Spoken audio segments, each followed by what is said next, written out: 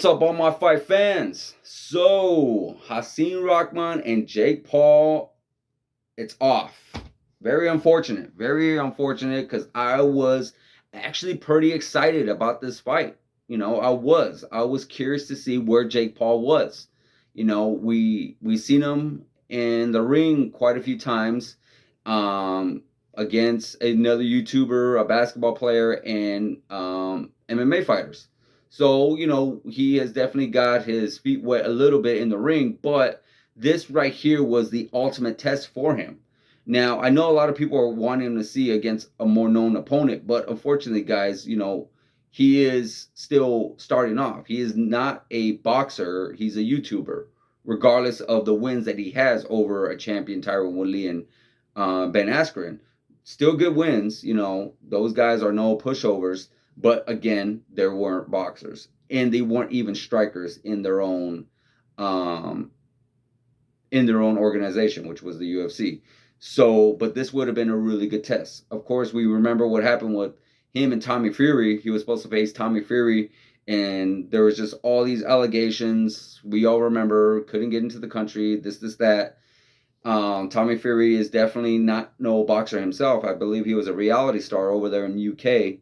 But still, nonetheless, he actually has some pretty good boxing experience and comes from a boxing family, being the half brother of Tyson Fury. So, yeah, Hasim Rahman Jr., the son of Hasim Rahman, definitely would have been a very interesting fight. I would have loved to seen it. Now, I saw the interview. I actually saw both.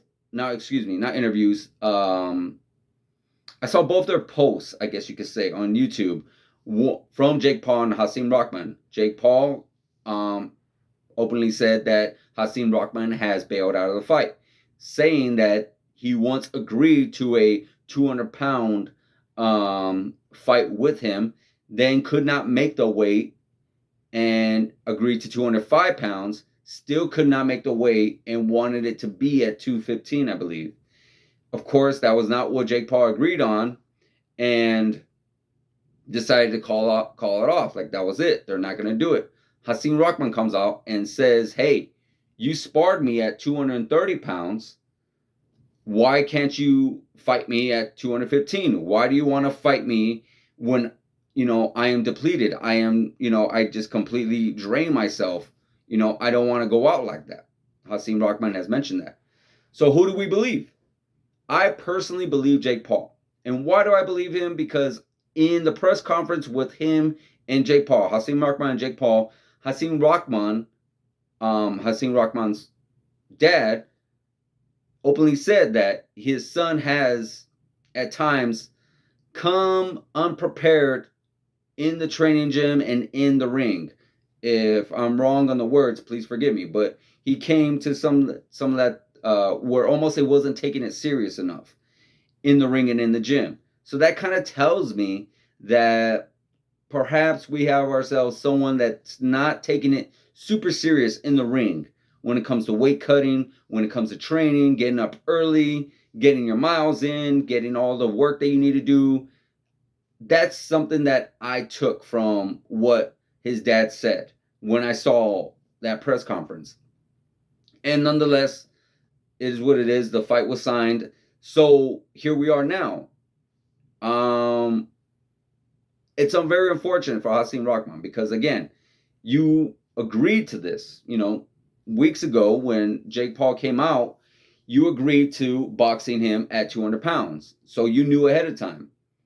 You could have said no at the time, like, hey, you know what? That does give me enough time to make the weight. But you agreed, and now it was time to take it serious. Well, here we are. You still need more time to get the weight off.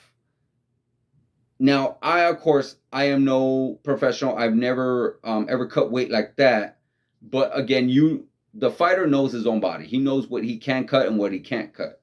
So be that as it may, I get it that he's saying, well, I'm going to be deprived or depleted, whatever word you want to use, not going to be in there, not going to be able to be at my 100%. Well, if I'm correct, Hasim Rahman comes in there basically all odds in his favor. He has more ring intelligence than Jake Paul does. More ring experience than Jake Paul does. More, he's going to be bigger because he fights at heavyweight. He's had a bigger amateur career. He has a longer reach. You know, there's multiple things that Jake Paul does not have. Because we remember again, even though we are fascinated with the way Jake Paul is doing his career as a boxer, he's still a YouTuber that boxes. He's still not necessarily a boxer or a fighter. He's a YouTuber that can fight. So that's where I kind of beg the question: how much, do you need in your favor, Hasim?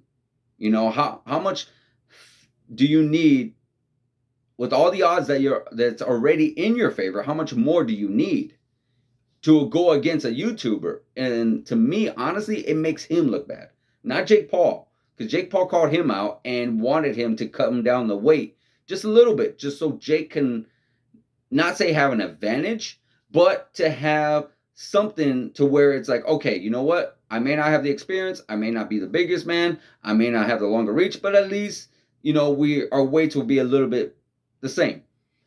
Um, but Hasim Rahman has said he did not want to do that, even though they sparred. Again, you guys are sparring. Maybe Jake Paul definitely took it more serious and want to clown you and get in your head and whatnot and such. But in the end, it's still sparring. No one cuts weight to spar. Here we are in the ring. I know Jake said that he's gonna make a big payday, and it's true. And it's unfortunate. All due respect to Hasim Rahman Jr., no one really knew who he was or the fact that he was actually boxing until he was called out or mentioned by Jake Paul. You know, as crazy as it sounds, Jake Paul is a big star in boxing, even though he's not necessarily a super professional boxer at this moment. But he is still a big star and has a big name. And you were going to get a big payday. So I'm not sure what the camp was like for Hasim. I'm not sure what was going on behind the scenes, but it's very unfortunate because this would have been a big opportunity for him. This would have been a big opportunity for Jake as well, because we all know, if we would follow this, that even Jake's management and his team did not want him to take the fight because, just like I said, all the odds were not really in his favor. He did not have the experience like Hasim. He did not have the strength like Hasim. He did not have the reach like Hasim. He did not have any of the things, any of the qualities that I mentioned like Hasim Rahman. Literally, all the odds, all the chips were stacked for Hasim to win this fight. But yeah, here we are now. And are we going to see Jake Paul in the ring soon? Hopefully. Hopefully he can figure things out. And it's unfortunate for people on the undercard. But nonetheless, I really hope that we do get to see Jake Paul in an actual boxing fight so where we can see where he's actually at. We can only see so much when he went against Tyron Woodley and Ben Askren. But this was going to show us. Fortunately, it's not going to happen. Is he gonna box soon? Hopefully soon. Against who? Who knows? Maybe they will actually do Hasim Rahman and get the weight situated. Maybe Tommy Fury will somehow be able to come back in the country. Or who knows? Maybe he'll just wait for this whole Nate Diaz fight to take place in September and see what happens later on in the year. I don't know. Leave a comment, guys. Let me know what you guys think. Let me know what might happen with Jake, what might happen with Hasim Rahman. Like, subscribe, hit the notification button, and I'll see you guys in the next video.